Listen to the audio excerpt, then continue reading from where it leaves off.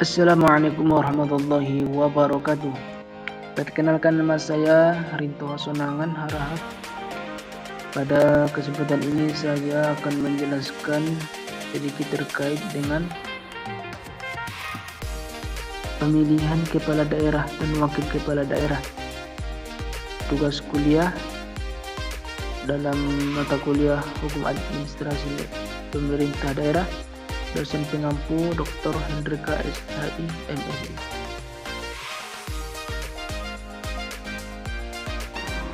Baik, materi kita pada kesempatan kali ini adalah tentang pemilihan kepala daerah dan wakil kepala daerah.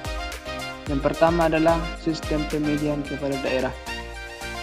Kepala daerah di Indonesia merupakan proses demokratis di mana masyarakat secara langsung memilih pemimpin di tingkat provinsi, kabupaten, dan kota.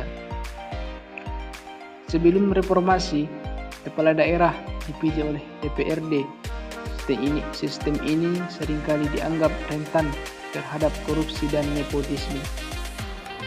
Pasca reformasi, Undang-Undang Nomor 32 Tahun 2004 tentang pemilihan kepala daerah secara langsung dan diselenggarakan pada tahun 2005. Baik, yang kedua adalah tentang ketentuan umum dalam pemilihan kepala daerah dan wakil kepala daerah.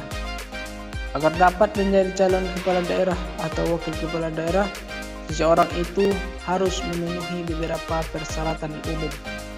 Antara lain, yang pertama adalah harus warga negara Indonesia.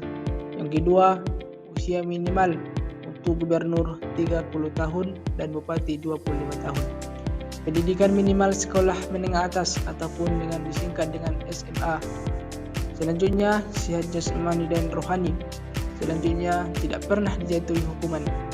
Calon kepala daerah dan wakil kepala daerah tidak pernah dijatuhi pidana penjara karena melakukan tindak pidana yang diancam pidana 5 tahun ke atas.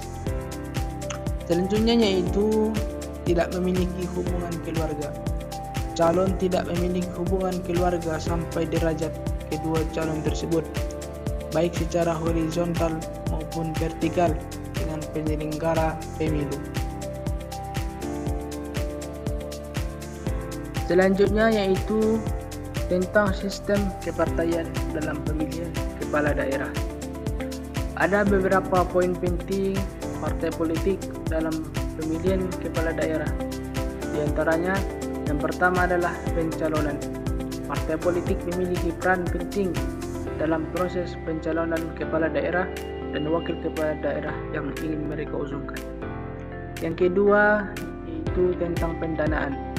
Partai politik juga memiliki peran dalam pendanaan kampanye. Yang ketiga adalah dukungan politik. Partai politik memberikan dukungan politik kepada calon yang mereka usung.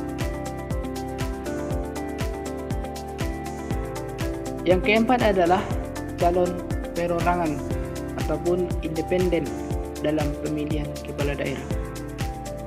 Yang pertama adalah dukungan minimal berkisar antara 6,5% hingga 10% dari jumlah penduduk terdaftar ataupun DPT pada pemilu sebelumnya. Yang kedua, verifikasi. KPU melakukan verifikasi administrasi dan faktual terhadap dukungan yang dikumpulkan oleh calon perseorangan. Yang ketiga adalah usia minimal.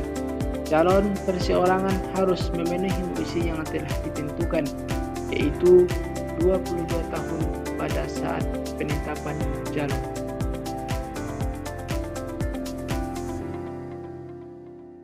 Yang kelima adalah ketentuan pidana pilkada. Yang pertama, pelanggaran data pemilu. Terdapat pada pasal 488 Undang-Undang Pemilu. Yang kedua, pelanggaran kampanye dalam pasal 491 Undang-Undang Pemilu. Yang ketiga adalah pelanggaran lain. Terdapat dalam pasal 505 Undang-Undang Pemilu dan pasal 510 Undang-Undang Pemilu. Dan yang terakhir adalah penyelenggaraan pilkada dan diatur dalam pasal 525 Undang-Undang Pemilu. Selanjutnya yaitu Peraturan Pemerintah Nomor 6 Tahun 2005.